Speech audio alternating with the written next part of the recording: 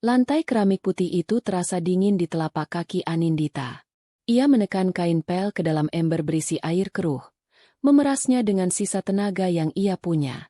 Perutnya yang membuncit terasa berat, menekan punggungnya hingga terasa pegal. Setiap gerakan membungkuk adalah perjuangan kecil, sebuah pengingat bahwa ada nyawa lain di dalam dirinya yang butuh perlindungan, sementara dunia di sekelilingnya seolah tak peduli. Ia sudah hamil 8 bulan, masa di mana seharusnya ia banyak beristirahat, bukan mengepel lantai seluas ruang tamu rumah mertuanya yang terasa seperti lapangan. Di sudut ruangan, Ibu Ratna, mertuanya, duduk di sofa tunggalnya yang empuk seperti seorang ratu di singgasananya.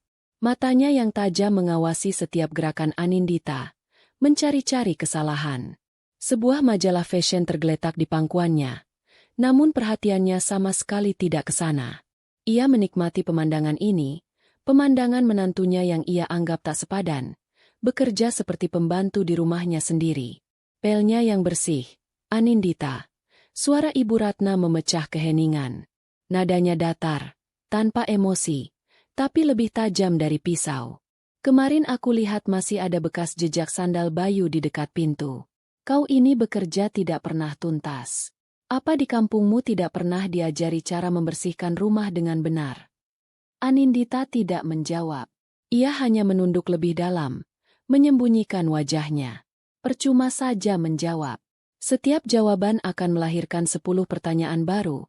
Setiap pembelaan akan dianggap sebagai perlawanan. Ia sudah belajar dalam 2 tahun pernikahannya dengan Bayu, bahwa diam adalah emas, meskipun emas itu terasa seperti timah panas yang menekan dadanya hingga sesak. Ia menggosok lantai lebih keras, berharap gesekan kain pel bisa meredam suara gemuruh di dalam hatinya. Ia ingat kampungnya. Sebuah desa kecil yang asri tempat ia tumbuh besar bersama kedua orang tuanya yang sederhana. Mereka bukan orang kaya, hanya petani biasa. Tapi rumah mereka adalah istana yang penuh tawa dan kehangatan. Ayahnya akan mengajarinya cara menanam padi, dan ibunya akan menunjukkan cara membuat kue-kue tradisional yang lezat. Mereka tidak pernah sekalipun membuatnya merasa tak berharga. Mereka selalu bilang, Anindita, harta terbesar kita adalah hati yang baik. Tapi di rumah ini, hati yang baik seolah tak ada harganya. Hati yang baik diinjak-injak seperti debu di lantai yang sedang ia pel. Sejak kedua orang tuanya meninggal dalam sebuah kecelakaan beberapa tahun lalu, Anindita hidup sebatang kara. Sampai akhirnya ia bertemu Bayu, seorang pria baik hati yang bekerja di kota. Bayu adalah pria yang lembut, penuh perhatian, dan mencintainya apa adanya. Pernikahan mereka adalah impian yang menjadi kenyataan bagi Anindita. Ia pikir, ia akhirnya menemukan rumahnya kembali. Ia salah besar. Ia hanya menemukan bangunan megah yang dingin, dengan seorang penjaga penjara yang ia panggil ibu mertua. Ibu Ratna tidak pernah menyukainya sejak awal. Di hari pertama Bayu memperkenalkannya, tatapan Ibu Ratna sudah seperti menelanjanginya, menilai harga dirinya dari ujung rambut sampai ujung kaki. Yatim piatu? Dari desa? Tidak punya pekerjaan tetap? Pertanyaan-pertanyaan itu terlontar seperti peluru. Sejak saat itu, Anindita tahu jalannya akan sulit. Bayu sudah berjanji akan selalu melindunginya. Tapi di hadapan ibunya, Bayu seperti singa yang kehilangan taringnya. Ia menjadi seekor anak kucing yang penurut. Suara derit pintu depan membuyarkan lamunan Anindita. Bayu sudah pulang. Anindita merasakan sedikit kelegaan. Setidaknya, ada Bayu di sini. Ia mencoba tersenyum saat suaminya masuk, melepas sepatunya di rak. Assalamualaikum. Sapa Bayu pelan. Waalaikumsalam. Jawab Anindita dan ibunya hampir bersamaan, namun dengan intonasi yang sangat berbeda. Suara Anindita penuh kehangatan, sementara suara Ibu Ratna terdengar seperti kewajiban yang terpaksa dijalankan. Bayu melihat istrinya yang masih berjongkok dengan kain pel. Wajahnya pucat dan keringat membasahi pelipisnya. Seketika rasa bersalah menusuk hatinya. Anna, kamu kenapa masih ngepel? Kan sudah aku bilang, biar nanti kita cari pembantu paruh waktu saja. Kasihan kamu, perutmu sudah sebesar itu. Bayu berjalan mendekat, hendak membantu istrinya berdiri. Tapi sebuah deheman keras dari arah sofa menghentikan langkahnya. Eh. Baru pulang kerja sudah mau memanjakan istri. Sindir Ibu Ratna. Biarkan saja dia bekerja. Bayu. Biar ada olahraganya sedikit. Perempuan hamil itu tidak boleh malas. Nanti anaknya ikut-ikutan malas. Lagi pula, buat apa buang-buang uang untuk pembantu? Toh ada dia yang bisa mengerjakan semuanya. Hemat. Bayu terdiam. Ia menatap ibunya. Lalu menatap Anindita yang masih menunduk. Ia terjebak di tengah-tengah. Ia ingin sekali membela istrinya, membawanya ke kamar dan memintanya beristirahat. Tapi ia tahu, itu hanya akan memicu perang dunia ketiga di rumah ini. Ibunya akan mengomel tanpa henti, menuduhnya sebagai anak durhaka yang lebih mementingkan istri daripada ibu yang telah melahirkannya. Tapi Bu, lihat, Ana pucat sekali. Bayu mencoba bernegosiasi. Pucat itu biasa. Namanya juga orang hamil. Kamu ini tidak tahu apa-apa. Sudah, sana kamu mandi. Ibu sudah siapkan air hangat. Anindita, cepat selesaikan pekerjaanmu, lalu siapkan makan malam. Bapakmu sebentar lagi pulang. Perintah Ibu Ratna, mengalihkan topik pembicaraan seolah keputusan sudah final. Bayu menghela napas panjang. Ia memberikan tatapan maaf kepada Anindita. Sebuah tatapan yang sudah terlalu sering Anindita terima. Tatapan itu seolah berkata, "Maafkan aku tidak bisa berbuat apa-apa." Anindita hanya mengangguk kecil, memaksakan seulas senyum tipis. Ia tidak mau menambah beban suaminya. Ia tahu Bayu juga tertekan. Setelah Bayu naik ke kamarnya, Anindita melanjutkan pekerjaannya dalam diam. Aroma masakan mulai tercium dari dapur. Pertanda ia harus segera bergegas. Ia menyelesaikan pel, lalu berjalan tertatih ke dapur. Pinggangnya terasa seperti mau patah. Ia memegangi perutnya, merasakan gerakan kecil dari dalam. Seolah bayinya memberinya kekuatan. "Sabar ya, Nak. Ibu kuat demi kamu," bisiknya dalam hati. Makan malam berlangsung dalam keheningan yang mencekam. Hanya ada suara denting sendok dan garpu yang beradu dengan piring. Pak Danu, ayah mertuanya, adalah pria pendiam yang tidak banyak bicara. Ia seolah membangun benteng di sekelilingnya. Tak mau ikut campur dalam drama antara istri dan menantunya. Ia hanya bekerja, pulang, makan, lalu masuk ke ruang kerjanya. Keheningan itu pecah saat telepon genggam Ibu Ratna berdering nyaring. Ia mengangkatnya dengan senyum lebar yang jarang sekali terlihat di wajahnya. "Halo, Jeng Susi. Apa kabar?" Suaranya berubah menjadi ramah dan manis. Sebuah kemunafikan yang membuat Anindita mual. Ibu Ratna berbicara dengan suara keras, seolah sengaja ingin semua orang di meja makan mendengar percakapannya. Ia berbicara tentang arisan, tentang perhiasan model terbaru, dan tentu saja, tentang anak-anak mereka. "Oh, tentu saja aku ingat Rina, putrimu itu. Wah, hebat sekali dia sekarang sudah jadi manajer di perusahaan multinasional. Calon menantunya juga bukan orang sembarangan ya, Jeng? Anak pengusaha tambang dari Kalimantan? Wah, beruntung sekali kamu, Jeng. Pasti nanti hidup putrimu terjamin. Pestanya pasti besar-besaran ya? Aku pasti datang." Anindita terus menunduk, mengaduk-aduk nasinya yang terasa seperti pasir di mulutnya. Ia tahu kemana arah pembicaraan ini. Setiap kata yang diucapkan ibunya adalah sebuah anak panah yang sengaja diarahkan kepadanya. Setelah menutup telepon, Ibu Ratna berdeham. Ia menatap Bayu, lalu melirik sinis ke arah Anindita. "Bayu, kamu dengar itu? Rina, teman mainmu waktu kecil, sebentar lagi akan menikah dengan anak pengusaha tambang. Hebat, kan? Orang tua itu harus pintar mencarikan jodoh untuk anaknya.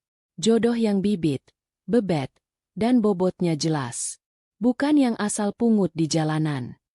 Darah Anindita berdesir. Asal pungut di jalanan. Kata-kata itu menusuknya tepat di jantung. Ia mencengkeram sendoknya erat-erat, menahan air mata yang sudah menggenang di pelupuk matanya. Bayu terlihat tidak nyaman. "Bu, sudahlah. Jangan membanding-bandingkan seperti itu. Ana ini istriku. Justru karena dia istrimu, aku harus bicara. Ibu ini hanya ingin yang terbaik untukmu. Coba kamu lihat dia. Ibu Ratna menunjuk Anindita dengan dagunya. Apa yang bisa dia banggakan? Latar belakang keluarga tidak jelas. Pendidikan hanya sampai SMA. Tidak punya keahlian apa-apa. Hanya bisa memasak dan bersih-bersih. Pembantu juga bisa melakukan itu. Seharusnya kamu itu bisa dapat yang jauh lebih baik. Bayu, yang selevel dengan keluarga kita. Cukup, Bu. Suara Bayu sedikit meninggi. Kenapa? Kamu mau membentak ibu demi perempuan ini? Tantang Ibu Ratna, matanya melotot. Anindita tidak tahan lagi. Ia berdiri perlahan. Maaf, Bu, Pak, Bayu. Aku merasa tidak enak badan. Aku mau istirahat dulu. Tanpa menunggu jawaban, ia berjalan cepat menuju kamarnya. Ia tidak mau mereka melihatnya menangis. Ia menutup pintu kamar, menyandarkan tubuhnya yang bergetar di baliknya. Air mata yang sedari tadi ia tahan akhirnya tumpah ruah. Ia merosot ke lantai, memeluk perutnya erat-erat. Isak tangisnya tertahan di tenggorokan. Ia tidak meminta dilahirkan sebagai yatim piatu. Ia tidak meminta hidup dalam kemiskinan. Ia hanya ingin dicintai, ingin diterima. Tapi di rumah ini, ia merasa seperti tamu tak diundang, benalu yang harus segera disingkirkan. Malam itu, awan kelabu terasa semakin pekat menggantung di atas atap rumah tangganya. Ia tidak tahu berapa lama lagi ia bisa bertahan. Satu-satunya yang membuatnya terus melangkah adalah janin yang bergerak di dalam rahimnya. Sebuah janji kehidupan baru yang ia pegang erat-erat di tengah badai yang menerpanya tanpa ampun. Ia harus kuat, demi anaknya. Beberapa hari berlalu dalam ketegangan yang sama. Anindita mencoba sebisa mungkin untuk tidak terlihat, bergerak seperti bayangan di rumahnya sendiri. Ia bangun sebelum subuh, menyiapkan sarapan, membersihkan rumah, lalu mengurung diri di kamar. Ia hanya keluar saat benar-benar diperlukan. Ia ingin menghindari Ibu Ratna, menghindari tatapan tajam dan kata-kata pedasnya. Tapi hari itu, takdir berkata lain. Siang itu, saat Anindita sedang membersihkan lemari pajangan di ruang tamu, sebuah insiden kecil terjadi. Tangannya yang sedikit bengkak karena kehamilan, tanpa sengaja menyenggol sebuah vas keramik biru yang diletakkan di ujung rak. Vas itu adalah peninggalan dari nenek Ibu Ratna. Sebuah benda pusaka yang selalu dibanggakan. Dalam gerak lambat yang mengerikan, vas itu goyah, miring, lalu jatuh ke lantai marmer dengan suara prak yang memekakan telinga. Pecah berkeping-keping. Anindita membeku. Jantungnya seolah berhenti berdetak. Ia menatap nanar serpihan keramik biru yang berserakan di lantai. Napasnya tercekat di tenggorokan. Ia tahu, ini bukan sekadar vas pecah. Ini adalah akhir dari segalanya. Suara langkah kaki yang tergesa-gesa terdengar dari lantai atas. Ibu Ratna muncul di ujung tangga dengan wajah penuh amarah. Matanya langsung tertuju pada serpihan vas di lantai. Lalu beralih menatap Anindita dengan tatapan membunuh. "Apa yang kamu lakukan?" desisnya. Suaranya bergetar karena murka. Ia menuruni tangga dengan cepat. Setiap langkahnya seperti hentakan palu godam di dada Anindita. "Maaf, Bu, aku tidak sengaja." Suara Anindita terdengar seperti bisikan, nyaris tak terdengar. Tubuhnya gemetar hebat. "Tidak sengaja? Kamu bilang tidak sengaja?" Ibu Ratna berteriak. Suaranya menggema di seluruh ruangan. "Dasar perempuan ceroboh. Tidak berguna. Kamu tahu apa itu? Itu vas peninggalan nenekku. Satu-satunya kenangan dari beliau.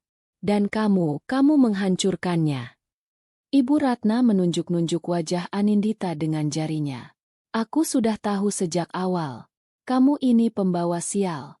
Sejak kamu masuk rumah ini, tidak ada ketenangan. Kamu pikir kamu siapa? Hah? Kamu pikir dengan mengandung anak Bayu, posisimu aman di sini? Kamu salah besar." Air mata Anindita mulai mengalir. Ia mencoba menjelaskan. "Bu, sungguh, aku tidak sengaja. Tanganku licin." "Alasan? Aku tidak butuh alasanmu. Potong Ibu Ratna kasar. Kamu ini memang tidak pantas berada di sini. Kamu merusak barang berhargaku. Sama seperti kamu merusak nama baik keluargaku. Kamu menodai keluarga ini dengan latar belakangmu yang memalukan. Bayu, yang mendengar keributan dari kamarnya, segera berlari turun. Ia melihat serpihan vas dan ibunya yang sedang murka. Ia langsung paham apa yang terjadi. Bu, ada apa ini? Tanyanya, mencoba menengahi. Ada apa? Kamu tanya ada apa? Ibu Ratna mengalihkan amarahnya kepada putranya. Lihat apa yang sudah dilakukan istrimu ini. Dia menghancurkan vas nenek.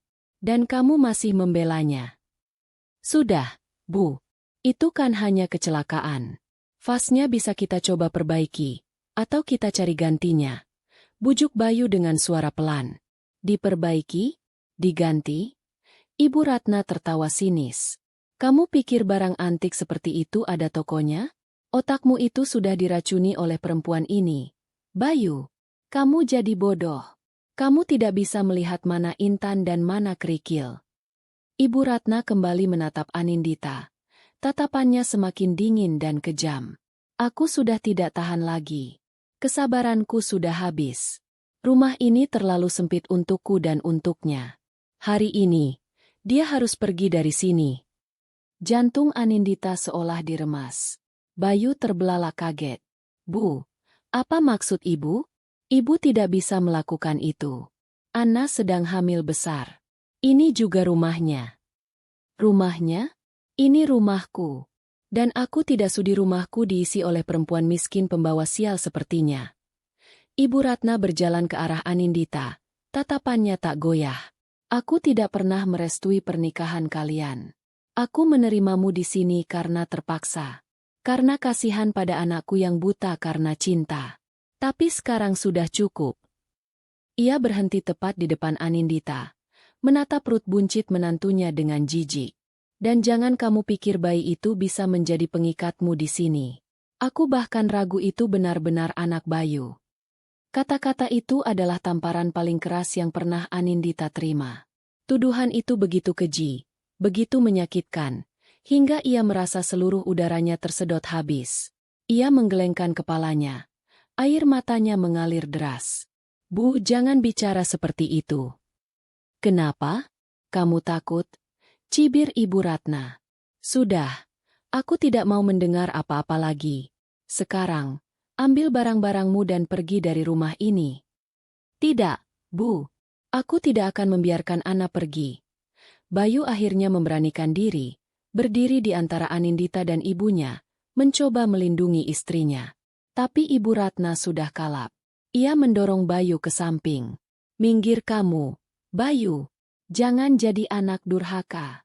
Kamu mau melawan ibumu demi perempuan ini? Hah? Ancaman itu selalu berhasil. Bayu membeku di tempatnya.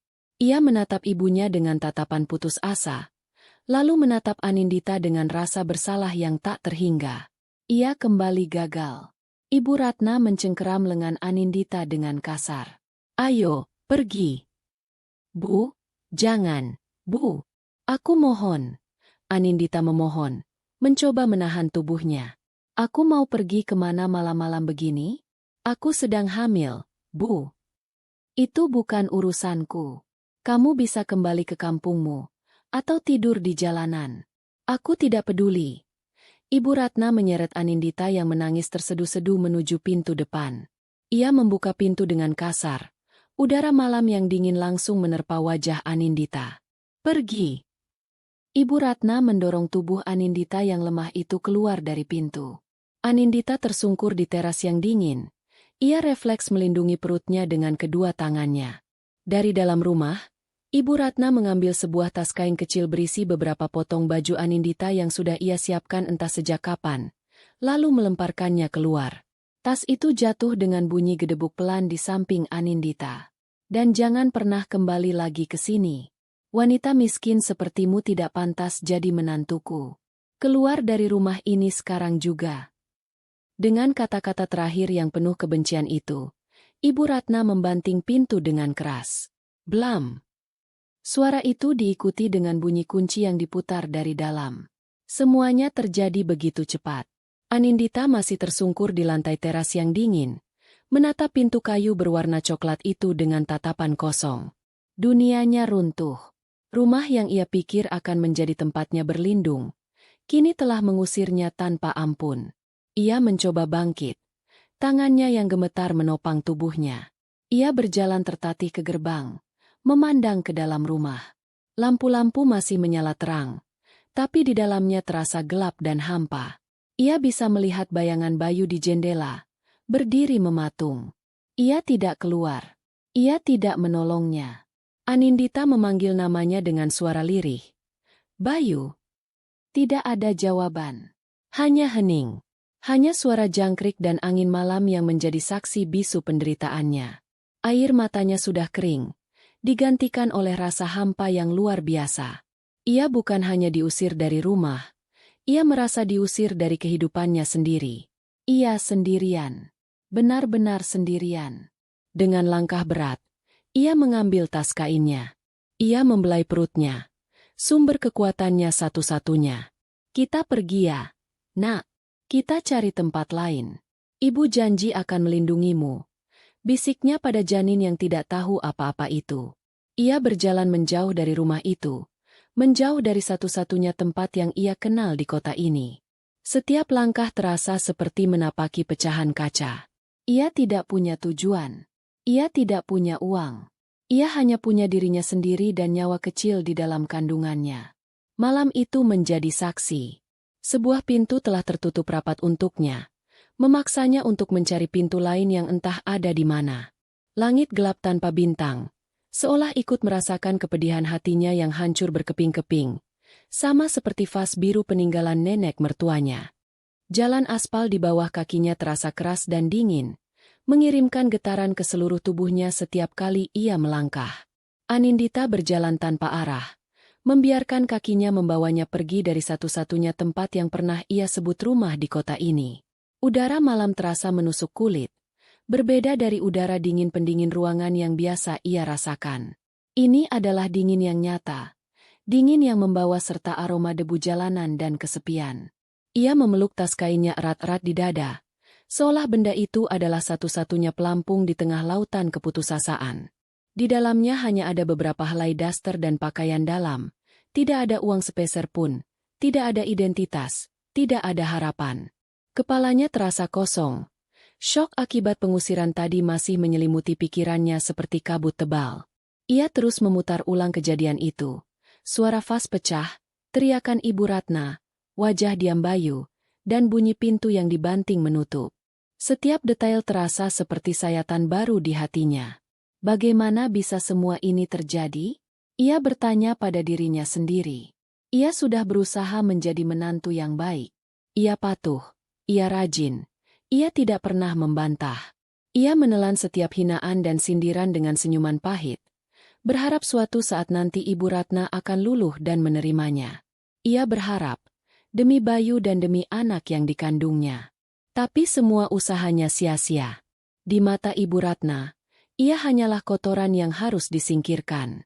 Dan Bayu, memikirkan suaminya membuat dadanya terasa lebih sesak. Ia mencintai Bayu. Ia sangat mencintainya. Tapi cinta saja ternyata tidak cukup untuk membangun sebuah benteng. Benteng mereka terlalu rapuh. Hancur oleh satu gertakan dari Ibu Ratna. Ia melihatnya. Ketidakberdayaan di mata suaminya. Ia tahu Bayu juga menderita. Tapi penderitaannya tidak sebanding dengan rasa sakit dikhianati dan ditinggalkan di saat ia paling membutuhkannya. Lampu-lampu kota yang berkelip indah dari kejauhan kini terlihat seperti mata-mata raksasa yang menertawakan nasibnya. Mobil-mobil melesat di sampingnya. Di dalamnya ada keluarga yang tertawa, pasangan yang bercengkrama, orang-orang yang memiliki tujuan. Sementara ia, Anindita, hanyalah sesosok bayangan yang berjalan gontai di trotoar yang retak. Ia merasa tak terlihat, terhapus dari dunia. Tiba-tiba, sebuah kram perut yang hebat membuatnya berhenti melangkah. Ia terengah-engah, memegangi perutnya yang mengeras. Rasa sakit dan takut menjalari seluruh tubuhnya.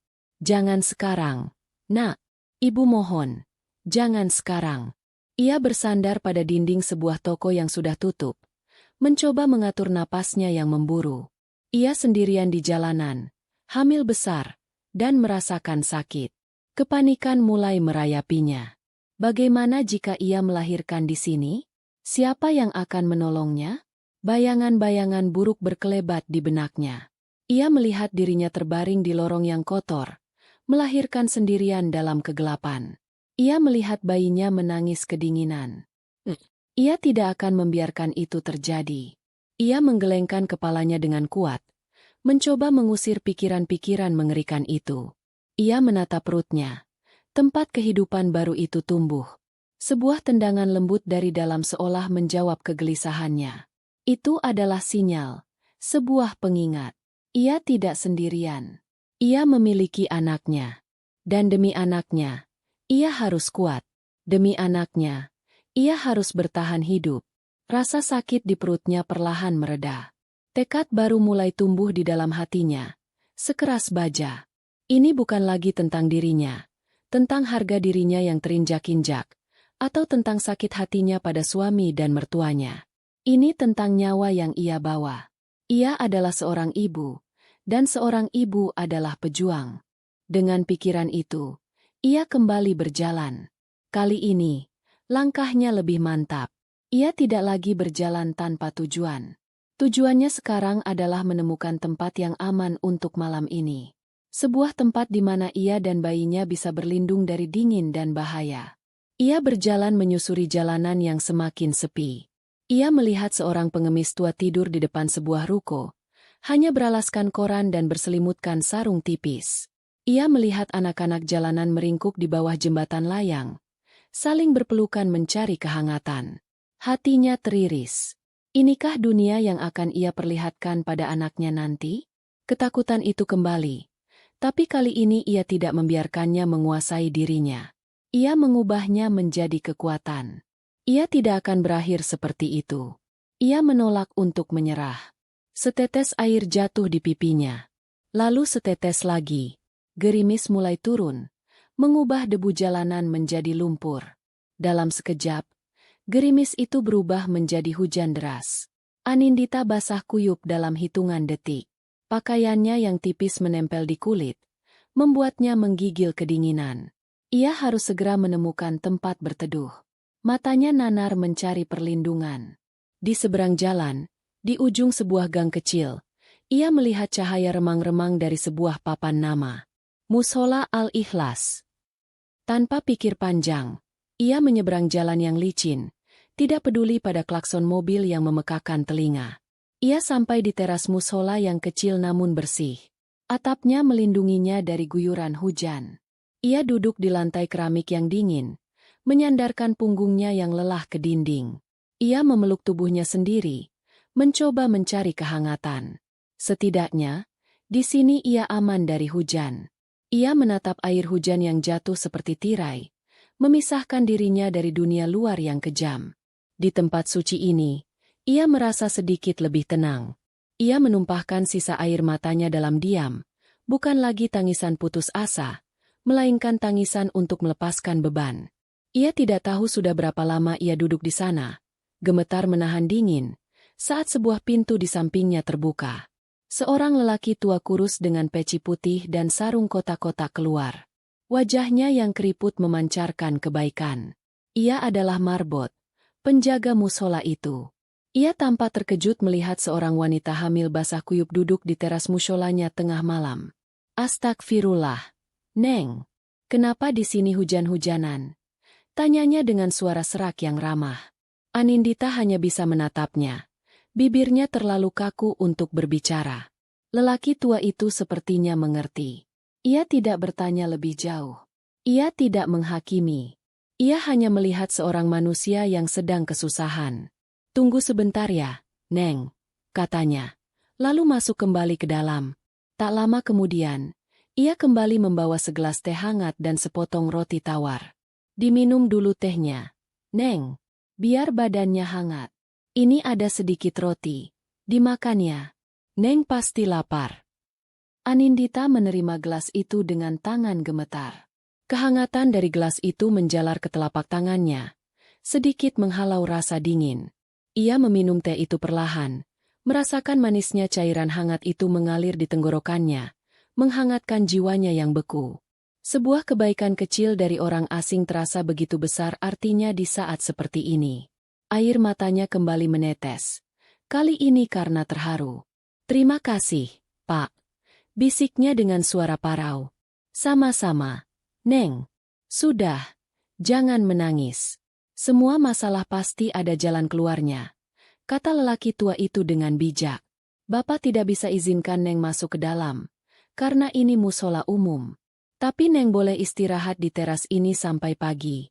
Di sini aman. Bapak tinggal di kamar kecil di belakang." Anindita mengangguk. Tidak bisa berkata-kata lagi. Ia hanya bisa mengucapkan terima kasih berulang kali dalam hatinya. Ia memakan roti itu perlahan. Setiap gigitannya terasa sangat berharga. Tenaganya perlahan pulih. Setelah lelaki tua itu kembali masuk, Anindita menyandarkan kepalanya ke dinding. Hujan di luar sudah mulai reda, menyisakan udara yang bersih dan sejuk. Suara katak bersahutan dari selokan terdekat. Untuk pertama kalinya sejak ia diusir, ia merasa sedikit damai. Malam itu adalah malam terpanjang dalam hidupnya. Sebuah malam yang merenggut semua yang ia miliki, rumah, suami, dan harga dirinya. Tapi malam itu juga memberinya sesuatu yang baru, kekuatan yang tidak pernah ia tahu ia miliki dan kesadaran bahwa ia harus berjuang sendiri. Ia memejamkan matanya, memeluk perutnya yang berisi buah hatinya. Ia tidak tahu apa yang akan terjadi esok hari. Ia tidak tahu bagaimana ia akan melanjutkan hidup. Tapi satu hal yang pasti, ia tidak akan menyerah. Ia akan menyambut Fajar sebagai seorang Anindita yang baru, seorang ibu yang akan melakukan apa saja untuk melindungi anaknya. Fajar menyingsing dengan warna kelabu yang pucat, seolah langit pun ikut berduka. Anindita terbangun karena suara azan subuh yang merdu dari pengeras suara musola. Tubuhnya terasa kaku dan pegal setelah tidur dalam posisi duduk semalaman. Dinginnya lantai keramik masih terasa menembus hingga ke tulang. Kebaikan Pak Marbot semalam terasa seperti mimpi indah yang singkat, dan kini ia harus kembali menghadapi kenyataan pahit. Ia berterima kasih sekali lagi kepada lelaki tua itu, yang memberinya sebotol air mineral sebelum pamit untuk memulai aktivitasnya. Anindita tahu ia tidak bisa berlama-lama di sini. Ia tidak mau merepotkan orang baik itu lebih jauh. Dengan berat hati, ia melangkah kembali ke jalanan yang mulai ramai oleh orang-orang yang berangkat kerja. Perutnya terasa lapar, tapi ia tidak punya uang sama sekali. Ia berjalan melewati sebuah warung nasi. Aroma nasi uduk dan gorengan yang menusuk hidung membuatnya menelan ludah. Ia melihat orang-orang sarapan dengan lahap, sementara ia hanya bisa berjalan melewatinya. Rasa perih di perutnya bercampur dengan rasa perih di hatinya. Ia merasa begitu kecil dan tidak berarti. Ia menemukan sebuah taman kota kecil dan duduk di salah satu bangku kosong.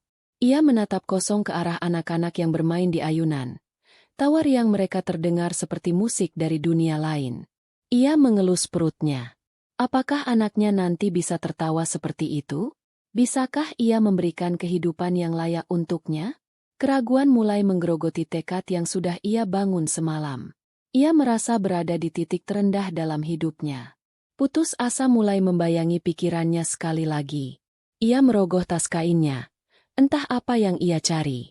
Mungkin hanya sebuah gerakan refleks untuk memastikan satu-satunya miliknya masih ada. Jemarinya menyentuh sebuah benda keras yang terjahit di lapisan dalam kain tas. Ia mengerutkan kening. Ia ingat sekarang. Benda itu sudah ada di sana sejak lama. Sebuah benda yang selalu ia bawa kemanapun ia pergi. Dengan sedikit tenaga, ia merobek jahitan di sudut lapisan dalam tas itu. Ia mengeluarkan sebuah bungkusan kecil dari kain beludru yang warnanya sudah kusam. Tangannya yang sedikit gemetar membukanya. Di dalamnya ada sebuah bros tua berwarna perak pudar.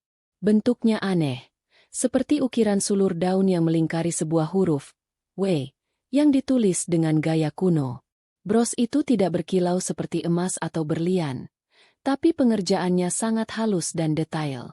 Ini adalah satu-satunya peninggalan berharga dari ibunya. Sebelum meninggal, ibunya pernah berpesan sambil memberikan bros ini kepadanya. "Anna, ini milik nenekmu. Ibu tidak punya apa-apa untuk diwariskan padamu selain ini. Simpan baik-baik, ya.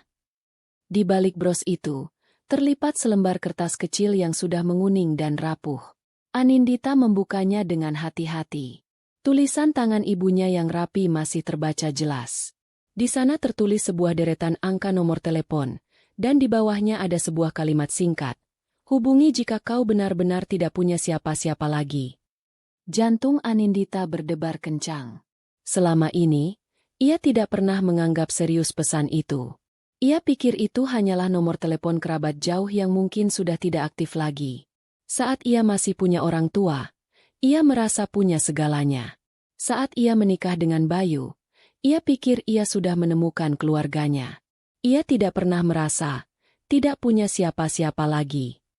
Sampai hari ini, kalimat itu terasa begitu nyata. Ia benar-benar tidak punya siapa-siapa lagi. Ia sebatang kara di kota besar yang kejam ini, dengan seorang bayi di dalam kandungannya. Haruskah ia menelepon? Keraguan melandanya. Bagaimana jika nomornya sudah tidak aktif? Bagaimana jika orang di seberang sana tidak mengenali ibunya? Bagaimana jika ia hanya akan ditertawakan atau diusir? Harapan palsu akan jauh lebih menyakitkan daripada tidak berharap sama sekali. Ia menatap bros di tangannya, lalu ke kertas kecil itu. Ini adalah pertaruhan terakhirnya. Satu-satunya pintu yang mungkin masih tersisa untuknya. Sebuah tendangan lembut dari dalam perutnya seolah memberinya jawaban. Ia tidak boleh ragu. Ia harus mencoba. Demi anaknya. Masalah berikutnya adalah, bagaimana cara menelepon? Ia tidak punya ponsel. Ia harus mencari telepon umum. Ia berdiri dan mulai berjalan. Matanya awas mencari kotak telepon umum yang kini sudah menjadi barang langka. Di sakunya, ia ingat masih menyimpan beberapa keping uang receh. Sisa kembalian saat membeli minum beberapa hari yang lalu. Semoga saja cukup. Setelah berjalan hampir setengah jam, akhirnya ia menemukannya. Sebuah bilik telepon umum yang tua dan berdebu, terjepit di antara kios rokok dan pangkalan ojek. Ia masuk ke dalam bilik yang sempit dan pengap itu. Dengan tangan gemetar, ia memasukkan koin-koinnya. Bunyi, kling. Saat koin itu jatuh terasa begitu nyaring. Ia menekan angka-angka di kertas itu satu persatu. Jarinya terasa kaku. Setiap digit terasa seperti sebuah langkah menuju takdir yang tidak diketahui. Ia menempelkan gagang telepon yang dingin dan berbau aneh itu ke telinganya. Nada sambung terdengar. Kali. 2 kali. Jantungnya berdebar begitu kencang hingga ia bisa mendengarnya sendiri. Ia sudah hampir menyerah. Berpikir tidak akan ada yang menjawab. 3 kali. 4 kali. Lalu, sebuah bunyi, klik. Panggilan itu tersambung. Halo? Sebuah suara berat dan serak terdengar dari seberang. Suara seorang pria tua. Nadanya terdengar tegas, singkat, dan sedikit tidak sabar. Anindita menelan ludah. Tenggorokannya terasa kering. Halo, selamat pagi, Pak. Sapanya dengan suara bergetar. Ya, pagi. Dengan siapa saya bicara? Tanya suara itu, masih dengan nada yang sama. Maaf mengganggu, Pak. Nama saya Anindita. Saya putri dari ibu yang bernama Anjani. Katanya, menyebutkan nama almarhumah ibunya. Hening. Tidak ada jawaban selama beberapa detik. Anindita pikir panggilannya terputus. Ia hendak menutup telepon dengan perasaan kecewa. Lalu, suara di seberang itu terdengar lagi. Kali ini, nadanya berubah total. Rasa tidak sabar itu hilang, digantikan oleh keterkejutan dan urgensi yang tidak salah lagi. Tunggu, siapa nama Anda tadi? Anindita? Putri dari Anjani Wijoyo. Anindita terkejut. Ia tidak pernah tahu nama belakang ibunya adalah Wijoyo. Iya, Pak. Ibu saya Anjani. Keheningan kembali terjadi. Kali ini terasa lebih menegangkan. Anindita bisa mendengar suara napas yang tertahan dari seberang. Di mana Anda sekarang, Nona Muda? Nona Muda? Anindita bingung dengan panggilan itu. Saya ada di sebuah telepon umum di taman kota. Pak. Tetap di sana. Jangan bergerak. Jangan pergi kemana-mana. Jangan berbicara dengan siapapun. Kirimkan alamat lengkap taman itu melalui pesan singkat ke nomor ini sekarang juga. Perintah suara itu dengan cepat dan lugas. Tapi Pak, saya tidak punya ponsel. Ini telepon umum. Kalau begitu, sebutkan saja nama taman dan jalan utamanya. Sebutkan patokan yang paling jelas di dekat sana. Desak suara itu lagi. Anindita menyebutkan nama taman dan nama jalan yang ia ingat dari papan nama di sudut jalan. Ia juga menyebutkan kios rokok dan pangkalan ojek di sampingnya. Baik, kami mengerti lokasinya. Saya ulangi, jangan pergi dari sana. Tetap di dekat telepon umum itu. Bantuan akan segera datang. Kami sedang dalam perjalanan. Bantuan? Bapak siapa? Ada apa ini? Tanya Anindita. Semakin bingung. Tapi tidak ada jawaban lagi. Yang terdengar hanyalah bunyi. Tut-tut-tut. Panggilan itu sudah diputus. Anindita berdiri mematung di dalam bilik telepon yang pengap. Gagang telepon masih menempel di telinganya. Pikirannya berputar-putar. Siapa pria itu? Mengapa ia memanggilnya? Nona muda? Bantuan apa yang akan datang? Ribuan pertanyaan memenuhi benaknya. Ada sedikit rasa takut, tapi ada juga secercah harapan yang mulai menyala di dalam hatinya yang gelap. Sebuah harapan yang begitu terang hingga membuatnya silau. Ia tidak tahu apa yang menantinya, tapi ia merasa malam panjangnya mungkin akan segera berakhir. Ia melangkah keluar dari bilik telepon dan menunggu. Pagi itu, Ibu Ratna bangun dengan perasaan lega yang luar biasa. Ia merasa seolah sebuah beban berat yang selama ini menekan pundaknya telah terangkat. Ia tidur nyenyak untuk pertama kalinya setelah sekian lama, tanpa harus mendengar suara langkah kaki Anindita yang selalu terdengar ragu-ragu di lorong, atau melihat wajah menantunya yang menurutnya selalu terlihat murung dan membawa energi negatif. Rumah terasa lebih ringan, lebih bersih. Ia telah berhasil membersihkan rumahnya dari kotoran yang tidak diinginkan. Ia memulai paginya seperti biasa. Membuat secangkir teh mahal dari Tiongkok, favoritnya. Lalu duduk di sofa empuknya di ruang tamu. Matanya memandang berkeliling. Semua perabotan mahal itu kini terasa lebih bersinar. Tidak ada lagi bayangan Anindita yang sedang membungkuk mengepel lantai atau mengelap debu dengan wajah pucatnya. Yang ada hanyalah keheningan yang memuaskan. Ia merasa seperti seorang jenderal yang telah memenangkan perang. Ia telah merebut kembali putranya, dan yang lebih penting, ia telah menegakkan kembali standar dan harga diri keluarganya. Saat Bayu turun untuk sarapan, penampilannya jauh dari kata baik. Matanya merah dan sembab, dengan lingkaran hitam pekat di bawahnya, menandakan ia tidak tidur semalaman. Ia bergerak seperti mayat hidup, duduk di meja makan tanpa mengucapkan sepatah kata pun. Ia hanya menatap kosong pada piringnya. Ibu Ratna mendecakkan lidahnya. Sudahlah, Bayu. Jangan pasang wajah seperti itu. Apa yang ibu lakukan itu demi kebaikanmu. Perempuan seperti dia itu tidak baik untuk masa depanmu. Dia itu benalu. Sekarang kamu bebas. Nanti, ibu akan carikan kamu istri yang jauh lebih baik. Yang sederaj, yang cantik, kaya, dan dari keluarga terpandang. Kamu akan berterima kasih pada ibu suatu saat nanti. Bayu tidak merespons. Ia hanya mengaduk-aduk nasinya dengan sendok. Tidak ada sedikit pun niat untuk memakannya. Rasa bersalah menggerogotinya dari dalam. Bayangan Anindita yang tersungkur di teras, tatapan matanya yang penuh luka, dan pintu yang ia biarkan tertutup rapat, terus menghantuinya. Ia merasa menjadi pria paling pengecut di dunia. Melihat putranya yang tidak bereaksi, Ibu Ratna menghela napas. Ia pikir Bayu hanya butuh waktu. Ya sudah, kalau tidak mau makan, nanti juga kalau lapar kamu cari makan sendiri, katanya, lalu bangkit dari kursinya. Ia memutuskan untuk melakukan kegiatan favoritnya di pagi hari, merawat taman mawar di halaman depan rumahnya. Mawar-mawar itu adalah kebanggaannya. Ia merawatnya dengan sangat teliti, memberinya pupuk terbaik, dan memangkasnya secara teratur. Baginya, mawar-mawar itu adalah simbol keindahan dan status. Seperti keluarganya, harus terlihat sempurna dari luar. Ia mengenakan topi lebar dan sarung tangan, lalu keluar ke teras dengan gunting pangkas di tangannya. Matahari pagi terasa hangat di kulitnya. Ia mulai memangkas beberapa daun yang layu, sambil bersenandung kecil. Beberapa tetangga yang lewat menyapanya, dan ia membalasnya dengan senyum ramah yang dibuat-buat. Ia adalah Nyonya Danu, seorang wanita terhormat di lingkungan itu. Citra itu harus selalu ia jaga. Saat itulah, dari ujung jalan, ia mendengar suara deru mesin mobil yang halus namun bertenaga.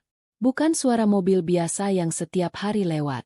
Ini adalah suara yang berbeda, suara kemewahan. Ia mengangkat kepalanya, menyipitkan matanya. Sebuah mobil sedan hitam panjang yang mengkilap muncul, bergerak pelan dengan keanggunan seekor macan kumbang.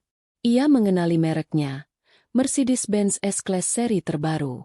Mobil itu tampak sangat asing dan mencolok di jalanan komplek perumahan mereka yang biasa saja. Ibu Ratna mengerutkan kening. Siapa yang datang? Mungkin salah satu kolega bisnis suaminya yang sukses besar. Ia menegakkan punggungnya, bersiap memasang senyum terbaiknya jika mobil itu berhenti di depan rumahnya. Tapi kemudian, di belakang mobil pertama, muncul mobil kedua dengan merek dan warna yang sama. Lalu yang ketiga, dan keempat. Satu persatu, iring-iringan mobil mewah itu memasuki jalanan komplek mereka, bergerak dalam formasi yang rapi dan senyap. Ada beberapa mobil Mercedes, beberapa BMW seri 7, dan bahkan sebuah Cadillac Escalade yang besar dan gagah. Jantung Ibu Ratna mulai berdebar sedikit lebih cepat.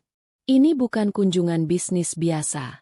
Ini seperti iring-iringan pejabat negara atau rombongan kerajaan.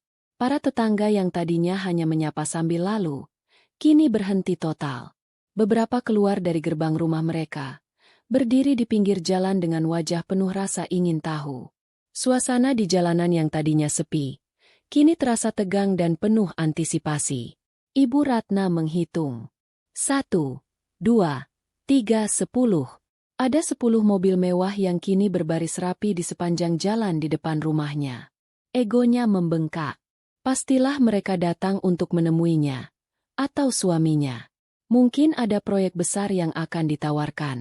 Ia mulai membayangkan betapa iri para tetangganya saat ini.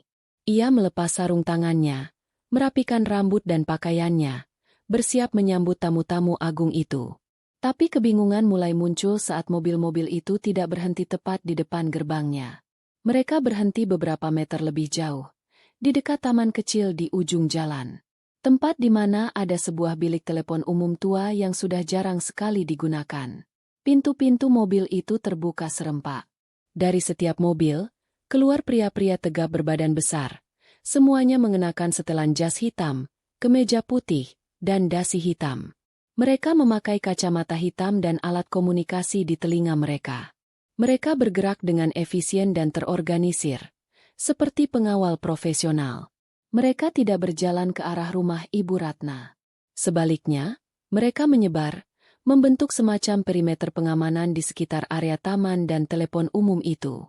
Ibu Ratna berdiri mematung di halamannya. Gunting pangkas masih tergenggam di tangannya. Senyum yang sudah ia siapkan di wajahnya perlahan luntur, digantikan oleh ekspresi bingung dan sedikit tersinggung. Kenapa mereka berhenti di sana? Kenapa mereka mengabaikan rumahnya? Para tetangga mulai berbisik-bisik, melontarkan tatapan bertanya ke arahnya. Ia merasa sedikit dipermalukan. Lalu, pintu mobil yang paling mewah di barisan itu, sebuah Rolls-Royce Phantom berwarna hitam legam yang tampak seperti istana berjalan, terbuka. Seorang supir berseragam putih membukakan pintunya dengan hormat. Ibu Ratna menahan napas. Ia mencondongkan tubuhnya ke depan, berusaha melihat lebih jelas siapa sosok penting yang akan keluar dari mobil itu. Ia mengharapkan seorang pria tua yang kaya raya, atau seorang menteri dengan perut buncitnya. Pikirannya dipenuhi oleh gambaran orang-orang penting yang biasa ia lihat di televisi. Namun, yang ia lihat selanjutnya membuatnya semakin bingung dan kecewa. Yang melangkah keluar dari mobil itu bukanlah seorang pria. Yang keluar dari mobil Rolls-Royce itu adalah seorang wanita parubaya, mungkin berusia akhir 60-an.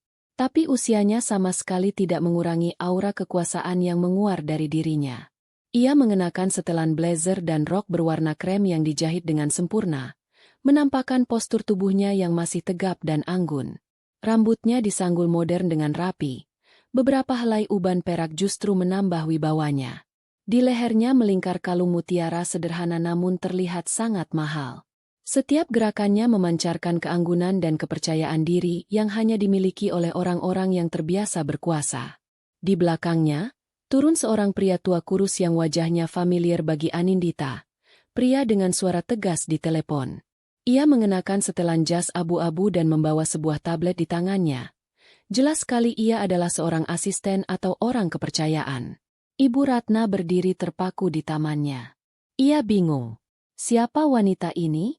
Ia merasa pernah melihat wajahnya di suatu tempat. Mungkin di halaman sebuah majalah bisnis atau sosialita. Tapi ia tidak bisa mengingatnya dengan jelas. Nalurinya sebagai seorang yang gila status mengatakan bahwa wanita ini bukanlah orang sembarangan.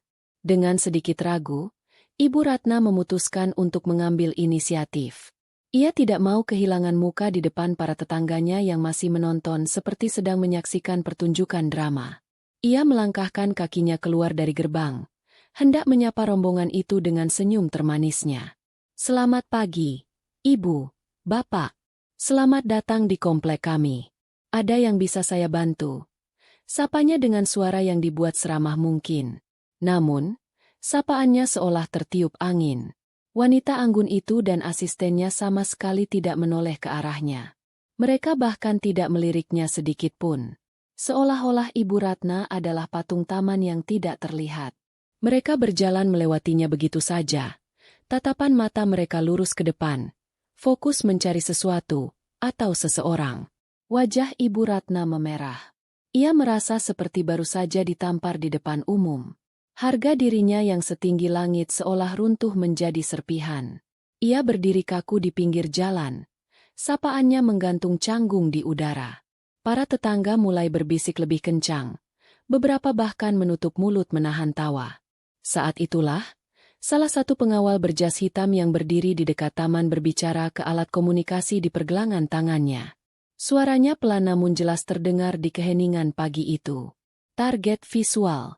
Nona muda ditemukan. Semua mata, termasuk mata Ibu Ratna, mengikuti arah pandang pengawal itu. Di sana, berdiri dengan ragu-ragu di samping bilik telepon umum yang usang, adalah sesosok perempuan yang sangat ia kenal. Perempuan dengan daster kusam yang sama seperti yang ia kenakan semalam. Perempuan dengan perut buncit yang ia caci maki. Perempuan yang ia usir seperti sampah dari rumahnya. Anindita. Jantung Ibu Ratna seolah berhenti berdetak sesaat. Apa-apaan ini? Kenapa mereka semua mencari Anindita? Apa yang sudah dilakukan perempuan itu?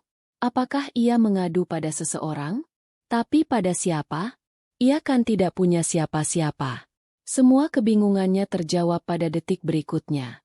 Saat wanita anggun itu melihat Anindita, seluruh sikap dingin dan kakunya lenyap seketika. Wajahnya yang tadinya tegas berubah menjadi lembut, dipenuhi oleh emosi yang meluap-luap. Matanya berkaca-kaca. Anindita. Bisiknya. Suaranya bergetar. Ia berjalan cepat, nyaris berlari, ke arah Anindita. Ia tidak peduli sepatunya yang mahal menginjak becekan sisa hujan semalam. Ia hanya peduli pada satu hal, gadis hamil yang berdiri ketakutan di hadapannya. Anindita sendiri tampak sama terkejutnya. Ia menatap wanita asing yang berlari ke arahnya, tidak tahu harus berbuat apa. Ia melangkah mundur selangkah, sedikit takut. Wanita itu berhenti tepat di depan Anindita. Ia mengangkat tangannya yang gemetar, menyentuh pipi Anindita dengan lembut. Cucuku, anakku sayang, akhirnya. Nenek menemukanmu. Air mata akhirnya mengalir di pipi wanita itu. Ia menarik Anindita ke dalam pelukannya yang erat dan hangat. Sebuah pelukan yang penuh dengan kerinduan dan kelegaan. Anindita yang masih syok, hanya bisa diam dalam pelukan itu. Ia bisa mencium aroma parfum mahal yang lembut, dan merasakan kehangatan tulus yang sudah lama tidak ia rasakan. Ibu Ratna menyaksikan semua itu dengan mulut ternganga. Cucuku. Nenek.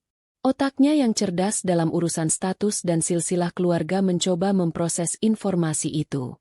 Tidak mungkin. Ini pasti salah. Anindita adalah seorang yatim piatu dari desa. Itu yang ia tahu. Itu yang selalu ia jadikan bahan hinaan. Pria tua asisten itu kemudian mendekat. Ia membungkuk hormat pada Anindita. Nona muda Anindita, saya Tirtayasa. Saya yang menerima telepon Anda tadi pagi. Kami mohon maaf atas keterlambatan kami. Mari, Nona muda. Nyonya besar Lara Wijoyo sudah menunggu di mobil. Kita harus segera membawa Anda ke tempat yang lebih nyaman. Nama itu Wijoyo. Nama itu seperti petir yang menyambar Ibu Ratna di siang bolong. Wijoyo, keluarga konglomerat legendaris yang menguasai berbagai lini bisnis di negara ini. Keluarga yang namanya selalu muncul di daftar orang terkaya. Keluarga yang ia dan teman-teman arisannya kagumi dan bicarakan dengan penuh hormat. Lara Wijoyo, sang matriark. Wanita besi yang sangat disegani di dunia bisnis. Wanita yang fotonya sering ia lihat di majalah. Sekarang ia ingat. Dan wanita itu baru saja memanggil Anindita cucunya. Seketika, seluruh darah seolah tersedot dari wajah Ibu Ratna. Kakinya terasa seperti jeli. Tidak mampu menopang berat badannya. Dunia di sekelilingnya berputar. Ia mencengkeram tiang gerbangnya untuk menahan diri agar tidak jatuh. Pucat pasi. Ia baru menyadari kesalahan fatal yang telah ia perbuat. Ia tidak hanya mengusir seorang menantu miskin. Ia telah mengusir, menghina, dan menyiksa pewaris tunggal dari salah satu keluarga paling berkuasa di negeri ini. Ia telah membuang sebuah tiket lotre pemenang miliaran rupiah ke tempat sampah. Saat Anindita dibimbing dengan lembut menuju mobil Rolls-Royce, salah satu pengawal mengambil tas kain butut milik Anindita yang tergeletak di bangku taman. Ia membawanya dengan hati-hati, seolah tas itu berisi perhiasan kerajaan. Sebelum masuk ke dalam mobil, Anindita berhenti sejenak.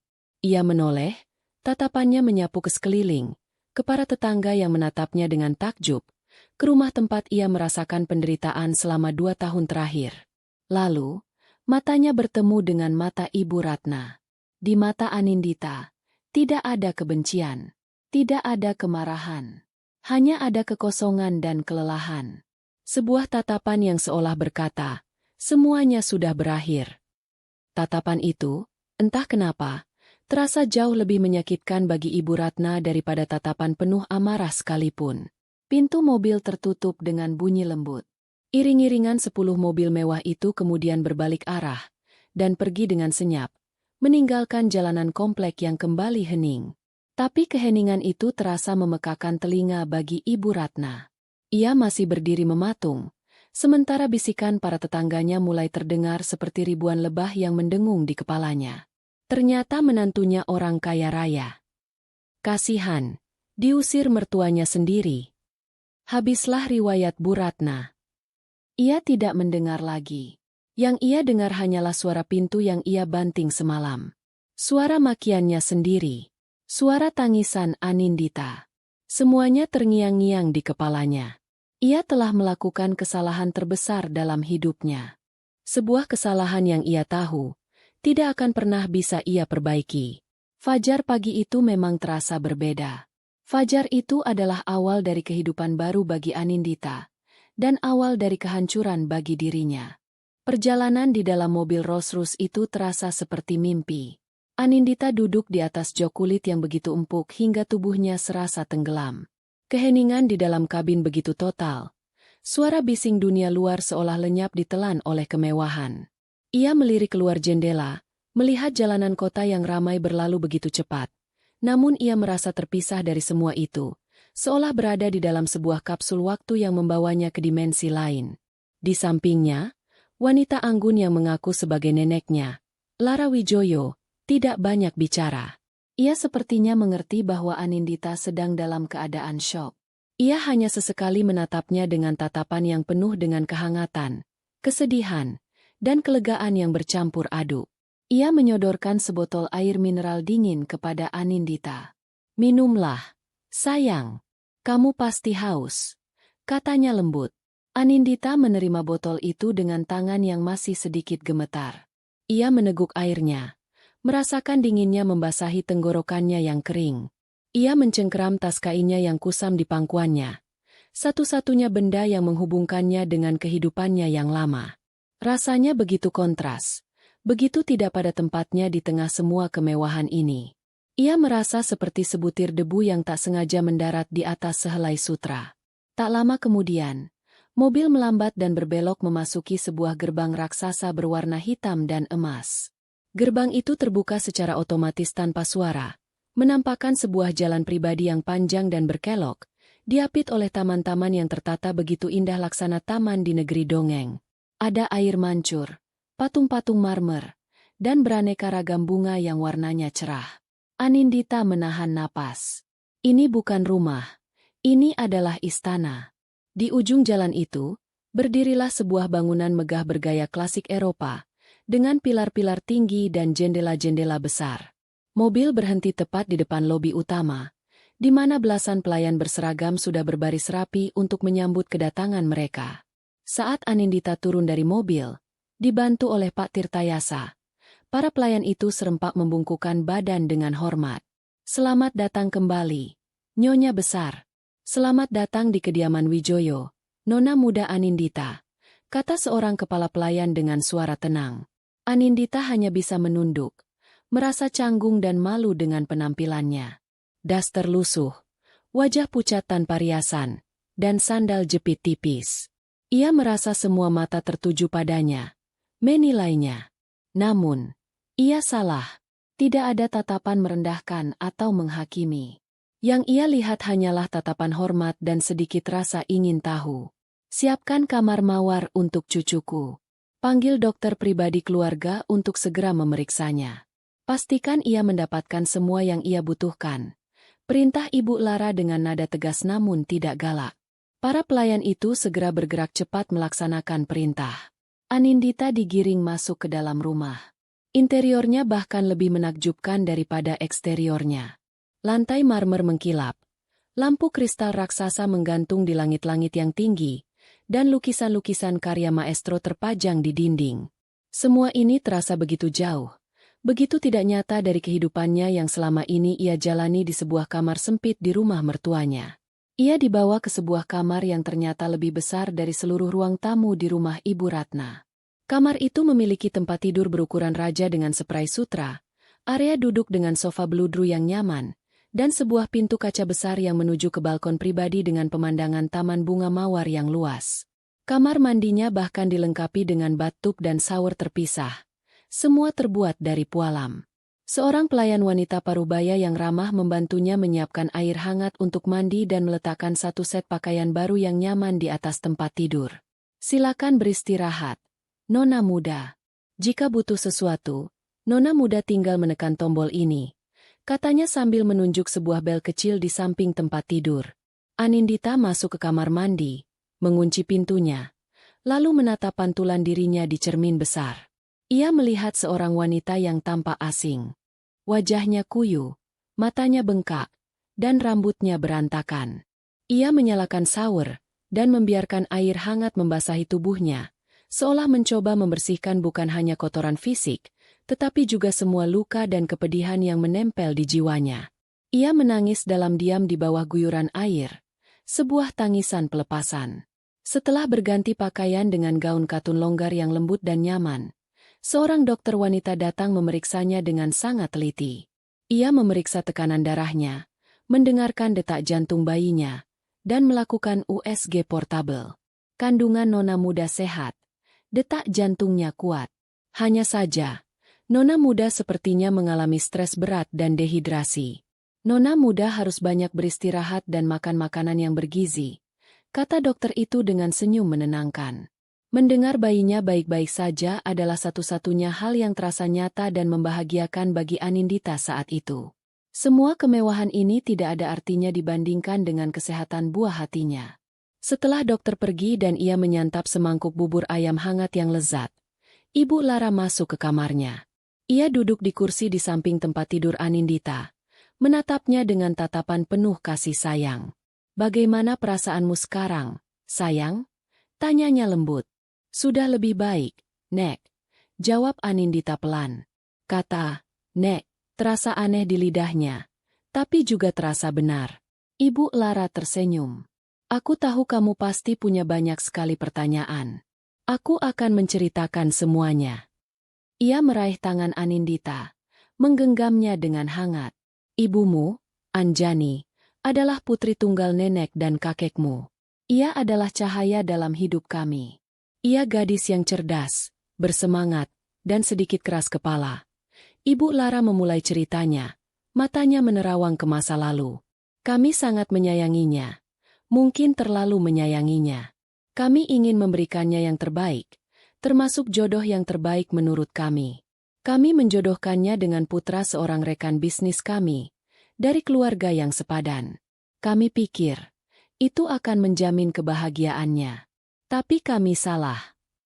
Ibumu sudah jatuh cinta pada pria lain.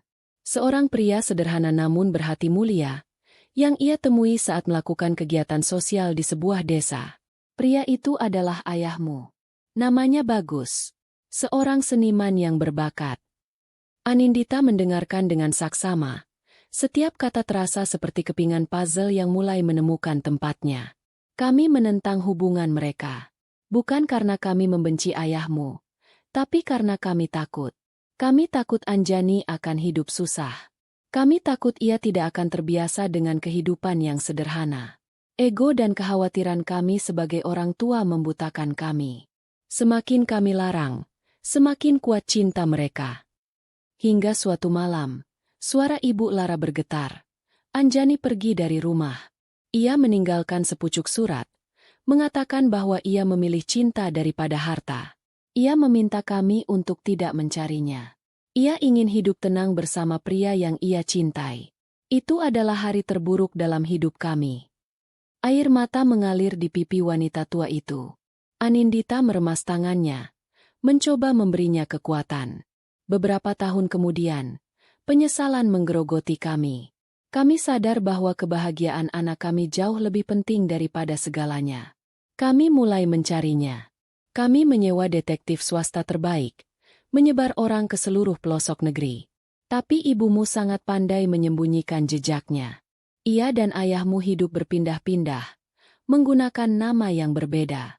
Kami hanya ingin meminta maaf dan memeluknya kembali, tapi kami tidak pernah berhasil. Sampai beberapa bulan yang lalu, salah satu informan kami akhirnya menemukan jejak mereka, tapi terlambat. Kami menemukan makam mereka. Mereka meninggal dalam kecelakaan beberapa tahun yang lalu. Ibu Lara terisak pelan. Hatiku hancur. Anindita. Kami kehilangan putri kami selamanya tanpa sempat meminta maaf. Tapi di saat yang sama, kami mengetahui satu hal. Kami mengetahui tentangmu. Kami tahu Anjani memiliki seorang putri. Sejak saat itu, seluruh fokus kami adalah menemukanmu. Bros itu, bros dengan ukiran W, adalah lambang keluarga Wijoyo. Nomor telepon itu adalah nomor pribadi Tirtayasa, asisten kepercayaan kakekmu. Kami memberikannya pada sahabat terdekat ibumu bertahun-tahun yang lalu, dengan harapan jika suatu saat ibumu butuh pertolongan, ia akan menghubunginya. Kami tidak pernah menyangka, bertahun-tahun kemudian, kamulah yang akan menelepon. Cerita itu selesai. Keheningan menyelimuti ruangan. Anindita kini mengerti segalanya. Ia bukan sekadar Anindita si yatim piatu. Ia adalah Anindita Wijoyo, cucu dari keluarga terpandang ini. Darah mereka mengalir di nadinya. Ibu Lara menghapus air matanya. Kami sudah gagal menjaga ibumu, Anindita. Kami tidak akan gagal menjagamu dan cicit kami. Ini adalah rumahmu sekarang. Kamu aman di sini. Tidak akan ada lagi yang bisa menyakitimu. Ibu Lara kemudian berdiri dan mengambil sebuah bingkai foto perak dari atas meja. Ia memberikannya pada Anindita. Di dalam bingkai itu, ada foto seorang gadis muda yang cantik dengan senyum yang begitu mirip dengan senyum Anindita. Ia memiliki mata yang sama, mata yang memancarkan kebaikan. Ini ibumu, Anjani, bisik Ibu Lara. Anindita menyentuh kaca dingin bingkai itu. Jarinya mengelus wajah ibunya yang belum pernah ia lihat sejelas ini. Air matanya jatuh, menetes di atas kaca. Ia menangis, bukan karena sedih, Tapi karena sebuah perasaan aneh yang membuncah di dadanya. Perasaan telah ditemukan. Perasaan telah pulang. Untuk pertama kalinya dalam hidupnya, ia merasa utuh. Ia tahu siapa dirinya, dan dari mana ia berasal. Kebenaran itu, meskipun pahit di beberapa bagian, terasa seperti balsam yang menenangkan jiwanya yang terluka. Di rumah keluarga Danu, suasana terasa seperti di medan perang setelah pertempuran usai. Kehancuran ada di mana-mana, bukan dalam bentuk fisik, tapi dalam bentuk keheningan yang mematikan dan tatapan mata yang saling menyalahkan. Iring-iringan mobil mewah itu sudah lama pergi, tapi bayangannya seolah masih melekat di jalanan, menjadi tontonan dan bahan gosip terpanas bagi seluruh tetangga. Ibu Ratna terduduk lemas di sofanya. Sofanya yang tadi pagi terasa seperti singgasana, kini terasa seperti kursi pesakitan. Wajahnya yang pucat pasi belum kembali normal. Ia terus-menerus menggumamkan nama Wijoyo, berulang kali seperti sebuah mantera yang gagal. Pikirannya kacau, mencoba mencerna kenyataan yang begitu brutal menghantamnya. Pak Danu, suaminya, berdiri di hadapannya. Untuk pertama kalinya selama puluhan tahun pernikahan mereka, ia menatap istrinya dengan amarah yang tidak disembunyikan. Pria pendiam itu akhirnya meledak. "Apa yang sudah kamu lakukan, Ratna?" Suaranya rendah namun bergetar menahan murka. "Selama ini aku diam. Aku biarkan kamu mengatur rumah ini sesukamu. Aku biarkan kamu merendahkan Anindita karena aku pikir itu hanya masalah kecil antara mertua dan menantu. Tapi ini bukan lagi masalah kecil." Ia menghela napas kasar. "Kamu tahu siapa itu Wijoyo? Setengah dari proyek besar di perusahaanku ada hubungannya dengan mereka. Mereka bisa menghancurkan bisnis yang sudah aku bangun puluhan tahun hanya dengan satu jentikan jari. Dan kamu mengusir cucu tunggal mereka dari rumah ini seperti seekor anjing." Ibu Ratna tersentak. Ia tidak pernah memikirkan dampaknya sejauh itu. Dunianya yang sempit hanya berputar pada status sosial dan gengsi di lingkungan perumahan. Ia tidak pernah mengerti skala permainan di dunia bisnis suaminya. Aku tidak tahu, Mas." Cicitnya. Suaranya terdengar menyedihkan. "Tentu saja kamu tidak tahu. Karena yang ada di kepalamu hanya arisan, perhiasan, dan bagaimana caranya pamer pada teman-temanmu," bentak Pak Danu. "Kamu sudah menghancurkan reputasi keluarga kita, Ratna. Di depan semua tetangga. Kita sudah menjadi bahan tertawaan." Bayu, yang sejak tadi hanya berdiri diam di sudut ruangan seperti patung, akhirnya bergerak. Ia berjalan melewati kedua orang tuanya, menuju pintu depan. "Kamu mau kemana, Bayu?" tanya Ibu Ratna dengan panik. "Mencari Anna," jawab Bayu singkat, tanpa menoleh. Ibu Ratna segera bangkit. Sebuah ide gila yang didorong oleh kepanikan dan keserakahan tiba-tiba muncul di kepalanya. Ini belum berakhir. Ia masih bisa memperbaikinya. "Tunggu. Ibu ikut denganmu." "Untuk apa?" tanya Bayu dingin. "Tentu saja untuk meminta maaf. Kita harus menemui Anindita. Kita harus menjelaskan semuanya. Kita bilang kita menyesal. Dia gadis yang baik. Dia pasti mau memaafkan kita," kata Ibu Ratna dengan cepat, seolah sedang menyusun strategi perang. Bayu menatap ibunya dengan tatapan nanar. Ibu tidak menyesal karena sudah menyiksanya. Ibu menyesal karena tahu dia adalah seorang Wijoyo. Itu saja, kan? Kata-kata Bayu menusuk tepat di ulu hati Ibu Ratna. Tapi ia tidak punya waktu untuk merasa tersinggung. Ia harus bergerak cepat. Itu tidak penting sekarang. Yang penting kita harus menemuinya. "Bayu, ini juga demi anakmu, cucuku. Kita tidak bisa kehilangan mereka." Ia meraih kunci mobil dan menarik tangan putranya.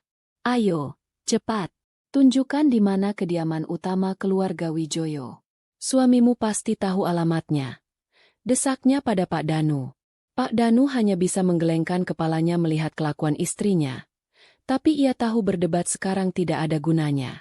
Ia menyebutkan sebuah alamat di kawasan paling elit di kota itu. Sebuah alamat yang bahkan ia sendiri hanya berani melewatinya dari jauh. Perjalanan menuju kediaman Wijoyo terasa sangat menegangkan. Ibu Ratna terus-menerus memberi instruksi pada Bayu. Nanti kamu yang bicara duluan, Bayu. Katakan kamu sangat mencintainya. Katakan kamu tidak bisa hidup tanpanya. Menangislah kalau perlu. Lalu ibu akan bersujud di kakinya, meminta ampun. Kita harus bisa membuatnya luluh. Bayu tidak menjawab. Ia hanya mencengkeram setir mobil dengan erat. Buku-buku jarinya memutih. Ia merasa mual mendengar rencana ibunya. Ia merasa jijik pada ibunya, dan lebih jijik lagi pada dirinya sendiri. Ia pergi mencari Anindita bukan untuk merebut kembali kekayaan Wijoyo. Ia hanya ingin melihatnya sekali lagi, memastikan ia baik-baik saja, dan mungkin, jika ada keajaiban, meminta maaf dengan tulus. Akhirnya, mereka sampai di depan sebuah gerbang hitam raksasa yang menjulang tinggi, dengan ukiran huruf W berwarna emas di puncaknya. Gerbang itu tampak seperti gerbang benteng yang tak bisa ditembus. Beberapa penjaga keamanan berbadan tegap berdiri di pos jaga, menatap mobil mereka dengan tatapan tajam. Bayu menghentikan mobilnya. Nyalinya menciut melihat kemegahan dan penjagaan yang begitu ketat. Tapi Ibu Ratna, didorong oleh ambisinya, segera turun dari mobil. Ia berjalan dengan langkah yang dibuat seyakin mungkin ke arah pos jaga. Permisi, Pak. Saya Ratna, ibu mertua dari Anindita. Saya dan putra saya, Bayu, suaminya, ingin bertemu dengan Anindita. Penjaga keamanan itu menatapnya dari atas ke bawah. Wajahnya tidak menunjukkan ekspresi apapun. Mohon tunggu sebentar, Bu. Ia berbicara melalui interkom. Beberapa saat kemudian, ia kembali menatap Ibu Ratna. Mohon maaf, Bu. Tidak ada jadwal kunjungan untuk Anda hari ini. Jadwal kunjungan? Kami ini keluarganya. Kami tidak perlu jadwal. Seru Ibu Ratna. Arogansinya yang lama mulai muncul kembali. Peraturan di sini. Semua tamu harus membuat janji terlebih dahulu. Jawab penjaga itu dengan tenang. Kalau begitu, tolong sampaikan pada Anindita. Bilang Bayu, suaminya, ada di sini. Dia pasti mau bertemu kami. Desak Ibu Ratna. Suaranya mulai meninggi. Penjaga itu kembali berbicara di interkom. Kali ini, jawaban dari dalam terdengar melalui pengeras suara kecil. Suaranya dingin dan jelas. Cukup keras untuk didengar oleh Bayu yang masih di dalam mobil. Pihak keamanan kediaman Wijoyo memberitahukan bahwa tidak ada tamu dengan nama tersebut. Nona muda Anindita sedang beristirahat dan tidak ingin diganggu oleh siapapun. Penolakan itu begitu telak, begitu final. Tidak ada ruang untuk negosiasi. Ibu Ratna tidak percaya dengan apa yang ia dengar. Ia, yang terbiasa dihormati, kini ditolak mentah-mentah di depan sebuah gerbang. Ia kehilangan kendali. Buka pintunya. Saya bilang buka. Saya ini mertuanya. Saya berhak bertemu dengannya. Anindita. Anindita. Ini ibu. Keluar, nak. Ia mulai berteriak-teriak sambil menggedor-gedor gerbang besi yang kokoh itu. Penjaga keamanan yang lain keluar dari pos. Berdiri menghalanginya dengan sikap siaga. Ibu, mohon jangan membuat keributan. Jika tidak, kami terpaksa akan mengambil tindakan tegas. Bayu tidak tahan lagi melihat pemandangan memalukan itu. Ia keluar dari mobil, menarik lengan ibunya dengan paksa. Sudah cukup, Bu. Ayo kita pulang. Suaranya terdengar datar dan kosong. Tidak ada lagi perlawanan di dalam dirinya. Yang ada hanyalah penerimaan akan kenyataan. Mereka telah ditolak. Pintu itu, seperti pintu rumahnya semalam, telah tertutup rapat untuk mereka. Tidak mau. Ibu tidak mau pulang sebelum bertemu Anindita. Raung Ibu Ratna, mencoba melepaskan cengkeraman Bayu. Dia tidak mau bertemu kita. Bu, apa ibu tidak dengar? Kata Bayu. Kita sudah kehilangannya. Ibu Ratna akhirnya berhenti meronta. Ia menatap gerbang yang megah itu dengan tatapan putus asa. Wanita yang tadinya begitu angkuh dan berkuasa di rumahnya sendiri, kini hanyalah sesosok figur menyedihkan yang berteriak-teriak di depan pintu orang lain, memohon untuk diizinkan masuk. Penyesalannya kini berdiri menjulang di hadapannya, setinggi dan sekokoh gerbang besi keluarga Wijoyo. Dan ia tahu, Ia tidak akan pernah bisa melewatinya. Hari-hari berlalu bagaikan aliran sungai yang tenang bagi Anindita. Setelah badai dahsyat yang hampir menenggelamkannya, ia akhirnya menemukan sebuah teluk yang damai. Kehidupan di kediaman Wijoyo adalah kebalikan dari semua yang pernah ia alami. Ia tidak lagi bangun karena suara bentakan, melainkan karena cahaya matahari pagi yang menyelinap lembut melalui tirai jendelanya. Ia tidak lagi makan dengan tergesa-gesa sambil menahan sesak di dada, melainkan menikmati hidangan lezat dan bergizi yang disiapkan khusus untuknya, ditemani obrolan hangat neneknya. Tubuhnya yang dulu terasa lelah dan sakit, kini mulai pulih. Pipinya yang tirus kembali berisi, dan ada binar sehat di matanya. Setiap hari, ia berjalan-jalan santai di taman, menghirup aroma bunga mawar yang semerbak, merasakan belayan angin di wajahnya. Ia banyak membaca buku, terutama tentang merawat bayi, mempersiapkan dirinya untuk peran baru yang akan segera ia jalani. Ia adalah kepompong yang sedang bermetamorfosis, melepaskan kulit lamanya yang penuh luka untuk menjadi kupu-kupu yang baru. Ibu Lara adalah sosok yang luar biasa. Ia tidak pernah memaksa Anindita untuk bercerita tentang masa lalunya yang kelam. Ia memberinya ruang dan waktu untuk menyembuhkan diri. Mereka lebih banyak berbicara tentang masa depan, tentang bayi yang akan lahir, tentang rencana-rencana indah yang akan mereka lakukan bersama. Neneknya sedang merancang kamar bayi yang paling indah, sementara Pak Tirtayasa sudah mulai menyiapkan dana perwalian dan investasi atas nama cicitnya yang bahkan belum lahir. Cinta dan perhatian yang ia terima begitu melimpah, kadang membuatnya terharu hingga menangis dalam diam. Suatu sore, saat ia dan neneknya sedang minum teh di teras belakang yang menghadap ke kolam ikan koi, Pak Tirtayasa datang menghampiri mereka. Ia membungkuk hormat. "Mohon maaf mengganggu waktu istirahat Nyonya Besar dan Nona Muda," katanya dengan suara tenang. "Saya hanya ingin melaporkan bahwa beberapa hari yang lalu, Tuan Bayu dan ibunya, Nyonya Ratna, datang ke gerbang depan." Anindita yang sedang mengelus perutnya, seketika menghentikan gerakannya. Tubuhnya sedikit menegang. Nama-nama itu, meskipun sudah coba ia kubur dalam-dalam, masih memiliki kekuatan untuk mengirimkan getaran dingin ke tulang punggungnya. Ibu Lara menatap cucunya dengan sorot mata khawatir, lalu beralih ke asistennya. "Lalu, apa yang terjadi, Tirta?" Sesuai instruksi untuk tidak mengizinkan tamu yang tidak terjadwal mengganggu Nona Muda, petugas keamanan menolak mereka masuk. Nyonya Ratna sempat membuat keributan, namun putranya berhasil membawanya pergi. Lapor Pak Tirtayasa secara singkat dan faktual. Setelah Pak Tirtayasa permisi pergi, keheningan menyelimuti mereka. Anindita menatap kosong ke arah ikan-ikan koi yang berenang dengan riang di kolam. Pikirannya berkecamuk. Jadi, mereka datang mencarinya. Apa yang mereka inginkan? Apakah mereka datang untuk meminta maaf? Atau mereka datang karena sekarang tahu siapa dirinya? Sebagian dari dirinya merasa puas. Bagus. Rasakan bagaimana rasanya ditolak. Rasakan bagaimana rasanya berdiri di luar pintu yang tertutup rapat. Ia ingat betul dinginnya lantai teras, hinanya tatapan mata para tetangga, dan sunyinya malam saat ia berjalan sendirian tanpa tujuan. Sebuah bagian dari dirinya yang terluka menginginkan mereka merasakan penderitaan yang sama.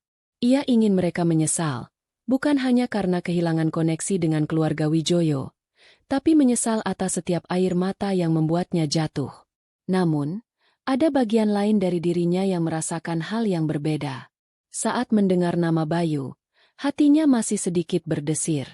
Ia benci mengakuinya, tapi sisa-sisa cinta untuk pria itu masih ada, terkubur di bawah lapisan tebal kekecewaan dan rasa sakit. Ia teringat pada Bayu yang dulu, pria lembut yang menyeka air matanya saat ia merindukan orang tuanya, pria yang selalu memuji masakannya meskipun rasanya biasa saja, pria yang memeluknya erat di malam hari dan berjanji akan selalu menjaganya. Janji yang ternyata kosong. Ia memejamkan mata, mencoba menimbang-nimbang perasaannya. Ia marah pada Bayu, sangat marah, tapi kebencian total, ia tidak bisa merasakannya. Yang ia rasakan adalah kekecewaan yang mendalam, seperti melihat sebuah patung indah yang ia kagumi ternyata terbuat dari tanah liat yang rapuh. Lalu, ia merasakan tendangan kuat dari dalam perutnya. Anaknya bergerak aktif, seolah ikut merasakan gejolak batin ibunya. Seketika, pikirannya menjadi jernih.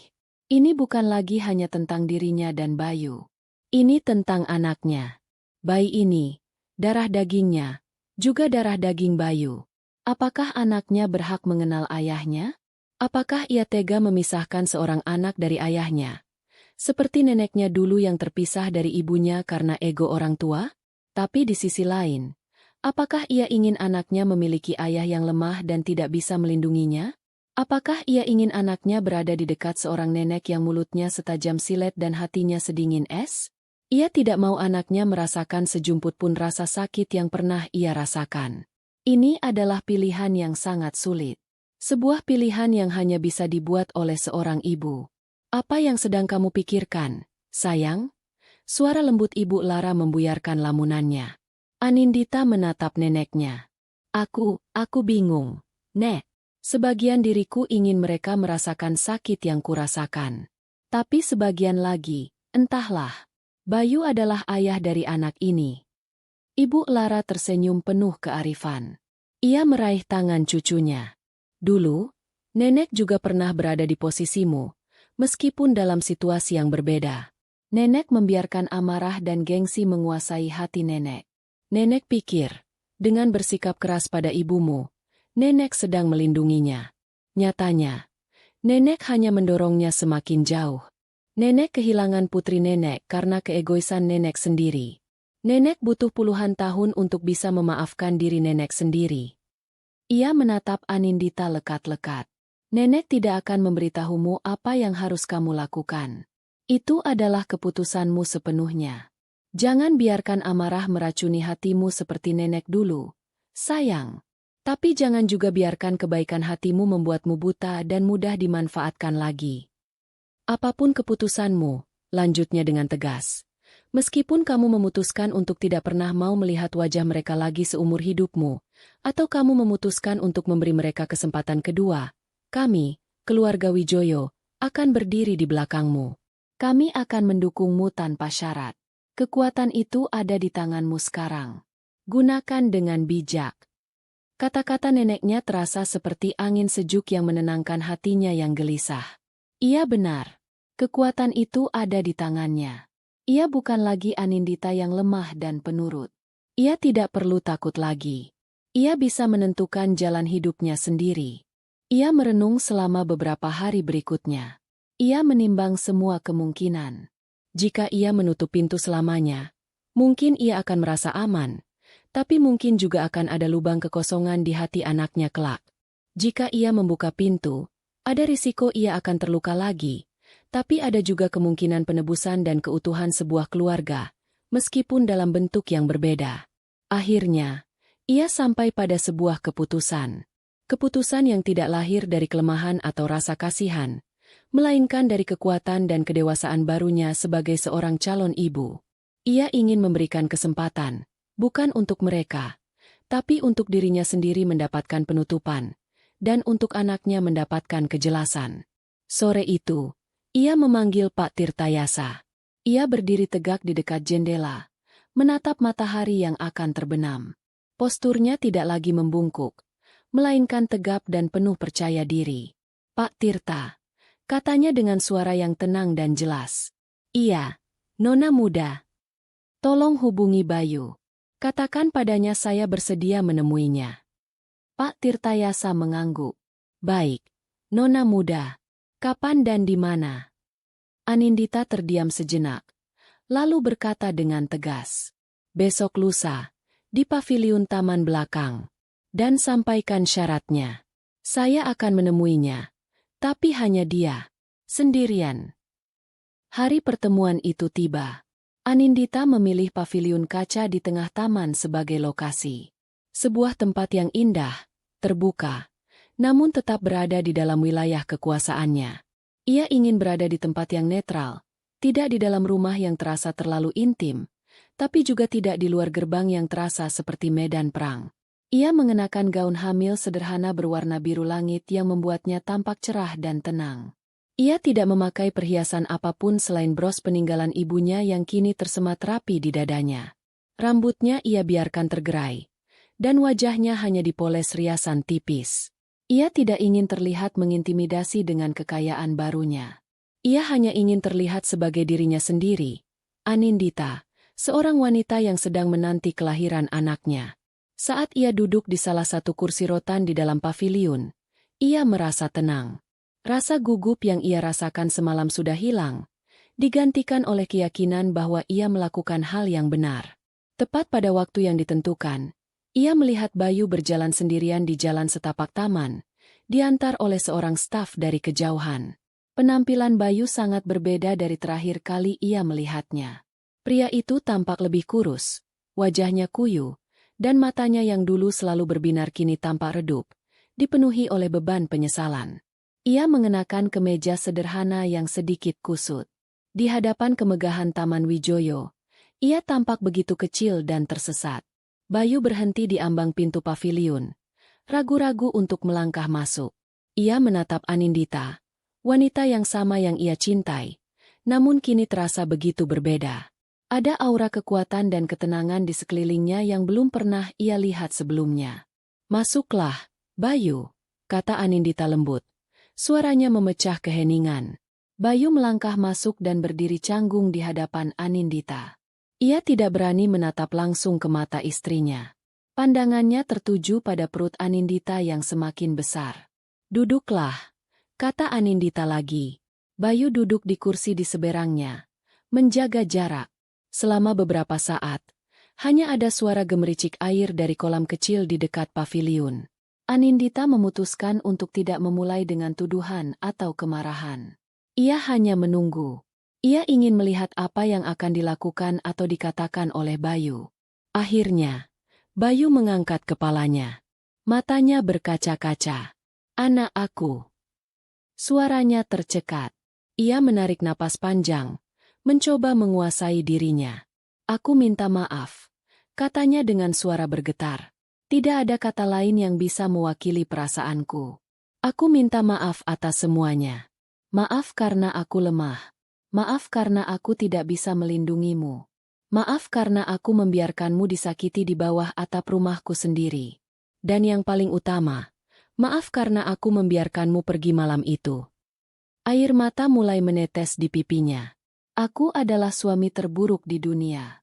Aku pengecut. Setiap malam, aku tidak bisa tidur, teringat wajahmu saat pintu itu tertutup. Aku gagal, Anna.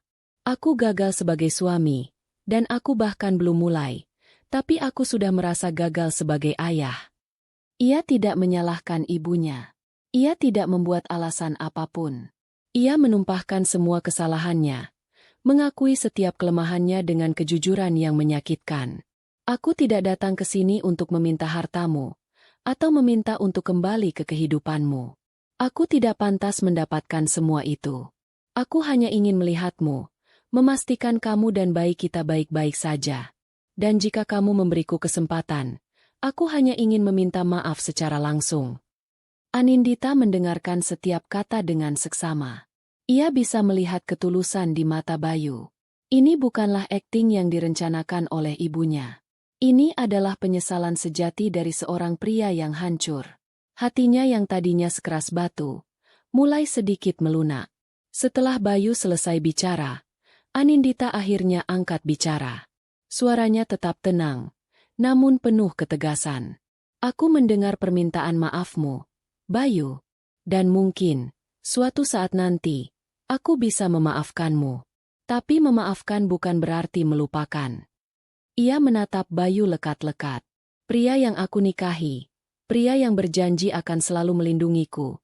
Aku anggap dia sudah mati di malam saat pintu itu ditutup. Jika kamu ingin ada di dalam kehidupanku dan kehidupan anak kita, kamu harus terlahir kembali sebagai pria yang baru. Aku akan memberimu kesempatan," lanjutnya, "bukan untuk menjadi suamiku lagi, tapi kesempatan untuk membuktikan bahwa kamu pantas menjadi ayah dari anakku." Bayu menatapnya dengan secercah harapan. "Ini syaratku," kata Anindita. "Pertama, kamu harus mandiri. Keluar dari rumah orang tuamu. Cari tempat tinggalmu sendiri, cari pekerjaanmu sendiri, dan hidupi dirimu sendiri. Tanpa bantuan uang atau pengaruh dari ibumu, dan juga tanpa bantuan dariku atau keluargaku. Aku ingin melihat kamu bisa berdiri di atas kakimu sendiri. Kedua, buktikan bahwa kamu bisa menjadi pria yang punya pendirian, yang bisa membuat keputusan sendiri tanpa harus takut pada siapapun, terutama ibumu. Itu adalah jalan yang harus kamu tempuh sendiri, tegas Anindita.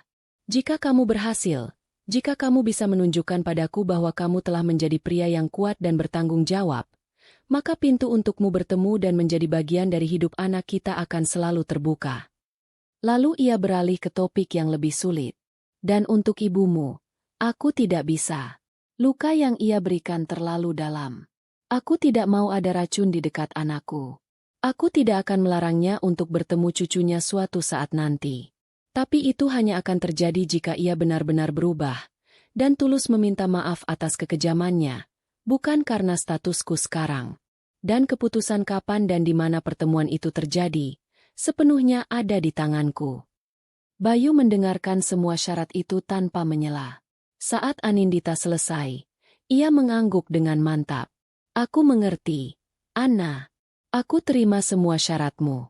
Itu lebih dari yang pantas aku dapatkan. Terima kasih sudah memberiku sebuah jalan. Pertemuan itu berakhir. Bayu pamit dengan langkah yang terasa lebih ringan, seolah sebuah beban berat telah diangkat dan digantikan dengan sebuah tujuan yang jelas. Beberapa bulan kemudian, di sebuah kamar rumah sakit yang mewah, Anindita melahirkan seorang bayi perempuan yang cantik dan sehat. Ia menamainya Anjani, seperti nama ibunya, sebuah penghormatan pada masa lalu sekaligus harapan untuk masa depan. Ia tidak sendirian. Di sampingnya ada neneknya, Ibu Lara, yang menangis haru melihat cicit pertamanya. Dan di sudut ruangan, berdiri Bayu. Ia datang dengan membawa sebuah boneka kecil. Penampilannya lebih segar.